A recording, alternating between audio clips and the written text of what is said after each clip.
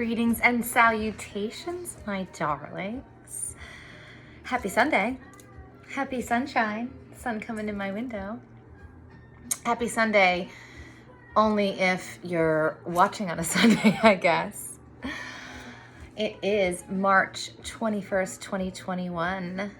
Ostara blessings, babes. Happy spring equinox. Happy astrological new year. Happy Aries season. I'm in a fantastic mood. The weather is gorgeous here in Jersey.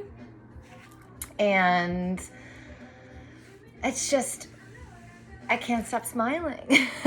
And I'm super excited about the fact that I can listen to my albums again because I finally hooked up my record player because we have our entertainment system all set up. Only took us how many months?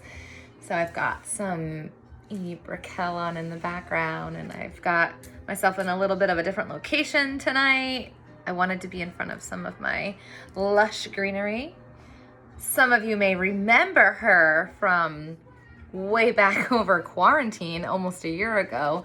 Lady Fortuna Minor has grown exponentially. She's going to need her own stand and own court. And I love her for that. What a marvelous babe.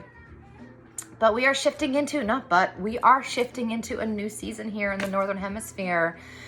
And we can really begin to plant the seeds.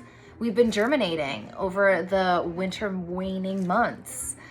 It's this energy of rebirth, of clearing, of spring cleansing, clearing out the old, the outdated in our lives and bringing forth what we really want to give life to. This time of year is about, the earth thawing. It's about everything starting to come to life outside. And I'll bet you can feel it, within yourself that you might be starting to come back to life, thawing out from the winter freeze and feeling energized and feeling reconnected and revitalized. And the shift is caused by the sun moving into the sign of Aries. That's why you'll notice that the spring equinox is not always on the 20th, not always on the 21st. It's when the sun moves into Aries, that's when spring begins. So yesterday we had a day and night of equal length. And Aries is the first sign of the zodiac. It's the baby. It's the I, me, mine, as astrologer Rick Levine, whom I love, calls them. Aries has energy, as babies do. It's a fire starter, literally. It's a cardinal fire sign, which in astrology, if you remember, if you don't, I'm going to tell you anyway, it's the beginning of the season, the initiator, the spark, if you will. So think of Aries as a match, the ignition. They get things moving and going, full of energy and even possibly a little bit full of ego. And Aries has the drive to get things accomplished. The time for sitting around and waiting for things to happen to you has passed, my loves. It is time to take an active role in your own life, and we are the co-creators of our own realities. So when better than right now to get started? Take a risk, take a chance, go after what you want. Life is for the living. It is so full of possibilities. And I'm excited for you, and I'm excited for this season and the coming seasons. And I just feel really invigorated today. And I hope you do too. And I want to highlight a quick crystal before our little tarot pull today. I just purchased this beauty recently, and I felt it incredibly appropriate to bring her out today. This is a fire quartz, and I hope we can see some of her gorgeousness. I don't know if I can get it in the sun here. Probably too far away from the camera, but good goddess. She's so pretty. It's a great palm stone. And it's like, oh, I can feel her energy. And this stone just embodies the energy of fire to me, a dodoy. How can it not? It's grounding and balancing, and it also provides focus in capital letters and drive. And that's what the energy, like I said, as Aries season is. And I can't help, I had it queued up, but I don't think I'm gonna play it, but because I have my album on in the background, but I couldn't help but keep thinking about that song Firestarter by Prodigy from like 1996. It's just whenever I hear that song, I am the Firestarter. So I just kept thinking of that. Ooh, and I just got a gorgeous little rainbow. I wish it would transpire over camera, but not. But that's okay. I have this other little heart-shaped fire quartz that I wanted to pop out too. This little girl. So that's fire quartz, and oh, it's just beauty. It's beauty, and I just think it's going to sit on my spring altar. Put all that together this week, and I just want you to think about, you know, we always talk about releasing and letting go and not bringing anything with us that we don't want to carry, you know, into the next season or the next phase. It seems like we're always releasing, we're always letting go. Well, of course we are. Because if you brought everything with you that you've ever accumulated in your entire existence, you wouldn't have room for all that shit. Just like when you move, you got to clear things out. Physical, emotional, spiritual.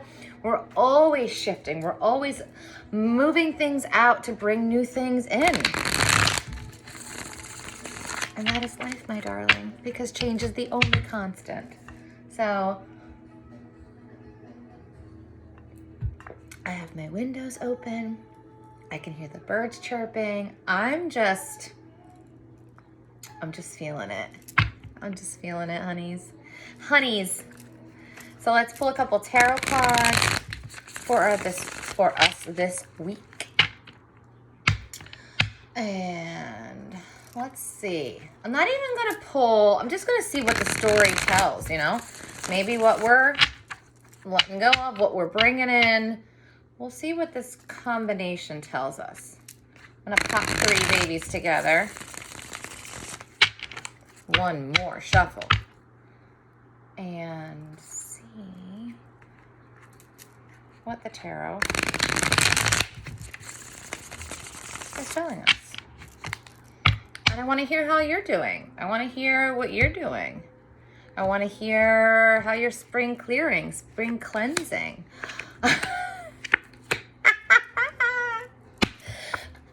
The first card that I pulled. You can't make this shit up. This is all about transformation.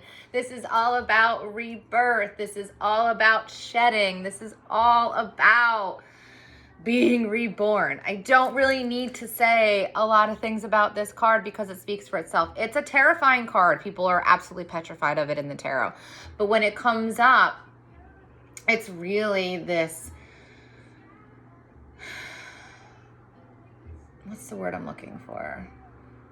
Reinforcement and this push to turn over, to shift, to really evolve is a great word to use for this card. And that's what we're doing. We're rebirthing, right? The next 2 cards that I pulled, interestingly enough, the Hermit reversed. I read reversals here and there. And it's not that I pick and choose when I want to read them. It's that I don't read reversals as the opposite of something. Especially when a, major arcana card pops up as a reversal. It's operating outside its regularly scheduled program, right? So the Hermit is all about retreat and meditating and going within and finding your inner illuminations. And it's not that the reversed Hermit isn't about that.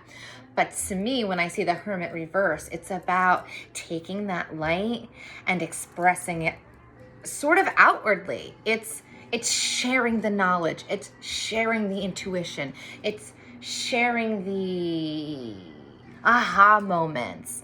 It's beckoning us to go deep, go within, find all of that, but incorporate ways into your external atmosphere. And it doesn't have to be massive external atmosphere. It could be just you doing something that makes you feel just a little bit uncomfortable, taking even like a baby risk, and encompassing just a little bit of fearlessness, right? So this week, maybe it's I don't know, I'm not coming up with any really good examples, but it might be expressing yourself in a different way. It might be going a new route on your drive. You know, sometimes when you just want to kind of jumpstart or experience something a little bit different, it's taking a different route on your drive home. Rather than going the same way you always drive home from work, turn down a different street. It might not seem like a major significance, but it can. It can be. You could see something that totally inspires you to do or experience. I'm repeating words, but it can just shift your perspective just a little bit, right? And then we have the Seven of Wands, right? And the sevens are all about decisions, and wands are all about passion, and wands are all about fire and creation and artistic endeavors. And the 7 comes right before the 8, of course. And the 8 of Wands is where things just are moving. It is just so much momentum, so much speed and growth. So this 7 is just, it's right before.